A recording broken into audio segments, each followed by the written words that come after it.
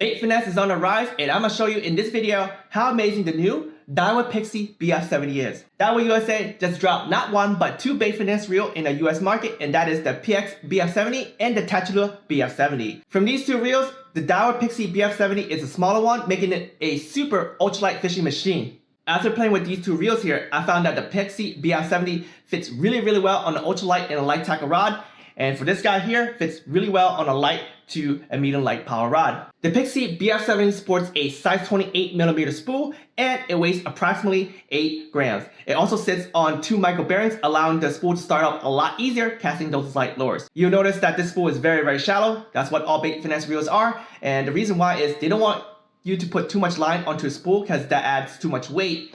Too much weight will mean that you cannot cast very light lures. In addition, the shallow spool allows your spool to dispense more line per rotation so that you achieve casting distance. Now, Daiwa have indicated that you should only put maximum of 50 yards of whatever material you want to use, whether it's mono, fluoro, or PE line. And the reason is you don't want to put too much line on here as one, again, you will increase the weight and then it will make the performance of this reel not as good, okay, especially for those light lures. Second, if you have too much line, what happens is, have you ever seen those videos where they put a lot of rubber bands on a watermelon?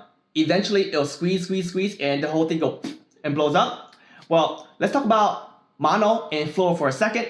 These line will stretch, especially the thin ones. It stretch very easily. And if you put too much line on spool, what happens is when you stretch too much, especially closer to the spool, but when you reel it in, right, like when you're battling a fish and your drag is too high, what happens is a lot of those lines gonna be stacking on top with a lot of tension, and sometimes it may be even stretched. And when it's stacked up too much line, it doesn't have enough room to retrap properly, and therefore it's gonna put a lot of pressure onto your spool and potentially warp that very thin spool you have on your bait finesse reel. And that's why you have to use less line, maximum of 50 yards, but I use even less line and I use very thin PE line to ensure that my spool stays very light. For my fishing, I love to use PE line when it comes to bait finesse fishing because I like to ensure that the amount of total weight on my spool is very light. I put approximately 125 feet of Sunline Siglon X4. This is a 4-strand carrier, and I love to use 0.6 go, which is approximately 10 pounds. And for leader materials, it really depends on my fishery. I usually use somewhere around 2 to 4 pound test line, fluoro or mono leader material. When pairing this with a light tackle rod, you have a lot of fun throwing 1/16 ounce jig heads and small little plastic, such as the Z-Man shad fries. The total weight of this rig is around 2.9 grams, and when you throw this lure out in any sort of body of water, it's basically a multi-species catching machine. I'll be catching trout, crabbies, panfish, bass, you name it, practically every single thing. And in addition, you could throw spoons very far with this reel here, like the new Daiwa kunai spoon at 2.3 grams. And I'm telling you, trout love spoons, especially the flash and the vibration it gives out. You catch a lot of fish throwing spoons on bait finesse gear. Now, if you think that is impressive, take this reel and put on an ultralight rod, such as the Tsurinoya Dragon C602 Ultralight.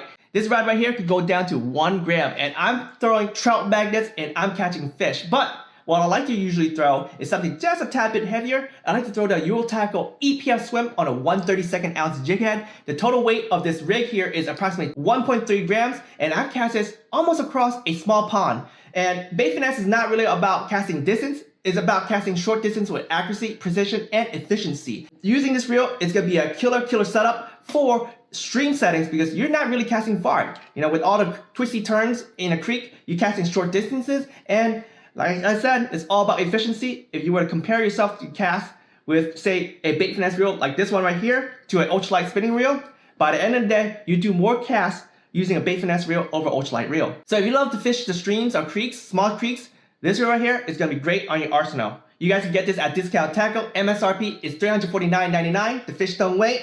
Details are in the description below. Thank you for watching. Until next time, tight lines.